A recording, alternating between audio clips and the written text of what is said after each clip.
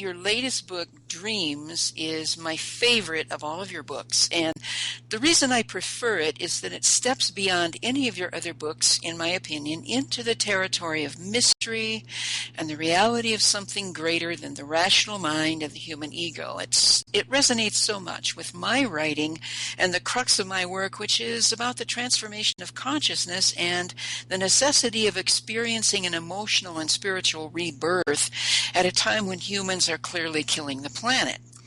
And in Dreams, you take to task a couple of the famous atheists, one you've already mentioned, Richard Dawkins and Sam Harris, who, while they're claiming to be thinking outside the box of industrial civilization, are firmly imprisoned in it. And I have so many corners on the pages in Dreams turned down that I can't even keep track of them anymore. But in terms of the scientific, materialistic perspective, you write, this is on page 151, the scientific, materialistic, instrumentalist, mechanistic, managerial perspective. The belief that the world consists of resources for humans to use and not of other beings with whom we can and should enter into relationships. And the consequent belief that humans can manage the planet without destroying those they're attempting to enslave/manage is a cult as faith-based and as impervious to evidence as any other of the monotheistic cults.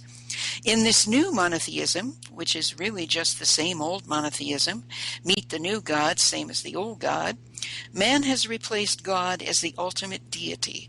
God is dead, long live man.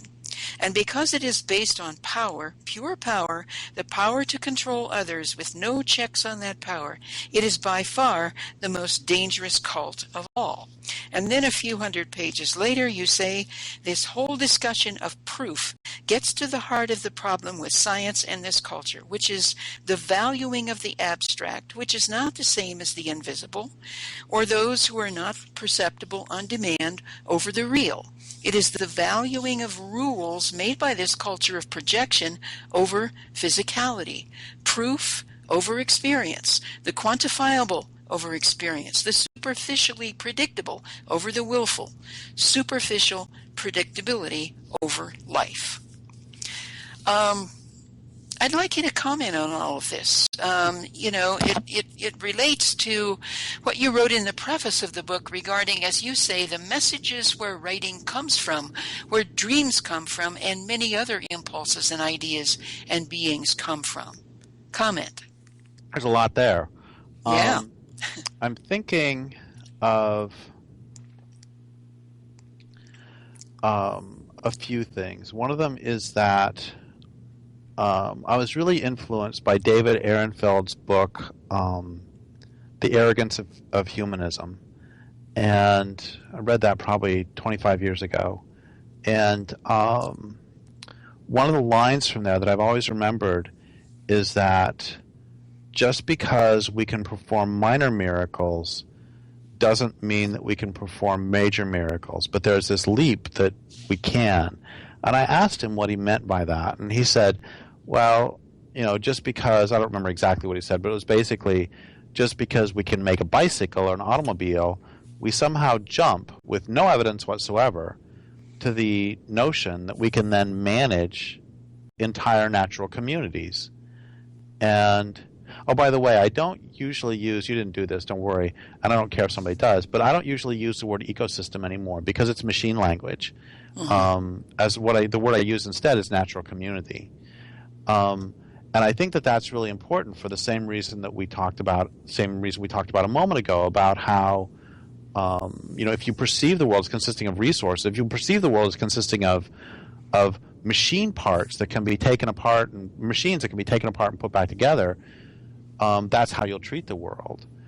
And I think it's another thing that David Ehrenfeld said that was really important was that, and it's interesting. He's Jewish, and he is faithful to that. He's not just culturally Jewish. That's his religion, and he actually believes in that distant sky god, which I don't, obviously, and he believes that one of the good things about the monotheistic religion is that there is still some power that is higher than man. And I think that that's one of the things that that the movement from monotheism to science has been really problematical. Like I said there about it simply replaced the old God with the new man. And prior to this, there was still someone above us. And I believe there is someone above us. It's just that someone is the entire world. And there's another thing that's really important, I think, is that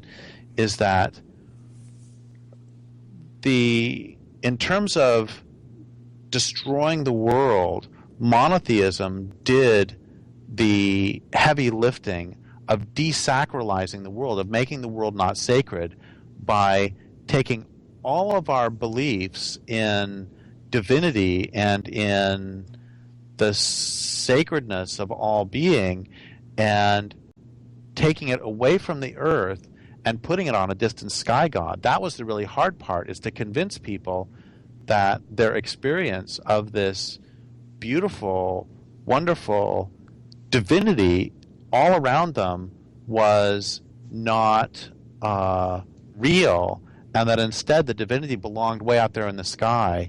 Once you've done that, it's really easy to just turn out the light. And right. all of this is based on the notion that there is not divinity in whatever we mean by that, and mystery. And see, here's the thing: is one of the mistakes we make in this scientific mechanistic world or worldview is that just because we can explain how something works, that means we understand why, and it means that there's nothing beyond that explanation. So we know now that plants communicate with each other, that if a caterpillar is eating a leaf on this plant will tell other plants, you need to change the composition of your leaves to make them so they're not palatable to this caterpillar. They'll communicate that. So they figured out that this is through the release of various chemicals, and then somehow a lot of people then presume, just because they understand how that mechanistic process works, that there's no magic behind it, that there's no intelligence behind it. But I'm going to do the same thing. We know that that anybody's fingers will move together, that when we move our muscles, it's because of various biophysical processes, such as neurons firing, such as chemicals being released, such as chemicals interacting in your muscles. We know all that, but does that mean that there was nothing special? No magic occurred in the creation of Hamlet? Simply because when Shakespeare moved his pen across the page, we can describe the means by which this was done? And it's the same on the larger scale. Just because we can figure out that there are certain chemicals in streams that the salmon can smell to come on home, does that mean there's no magic that takes place in this process? It's completely absurd. And it's also really, science is inherently reductive, and science can do, based on the scientific method, and I say this as a physicist, based on the scientific method, it can do no other than destroy communities when it's applied this way, because what you do to figure something out in science is you get rid of all the variables except one, and then you try to extrapolate from there and build back up from there. And it's a really powerful way to know things. But on the other hand, it's presuming that life is like a machine where I can pull out the gear on a bicycle and I can put in an identical gear and it will work perfectly the same. But that's presuming. Okay, here's the thing, is if I have a chair, I can deconstruct the chair. I can have it sit on my floor for 3 months, and then I can put the chair back together, and I still have a chair. But if I take you and I pull out your heart and your liver and your spleen and I put them all on the floor and I let them sit there for 6 months, and then I put them back together, you're not going to, quote, function, end quote. You won't be the same. There is something else. There is this magic that occurs when you have living beings, whether these living beings are rivers, rocks, trees, prairie dogs. And the point I'm trying to get at is that the whole is much more than the sum of the parts, which is not true for a machine, and is not true for a machine perspective.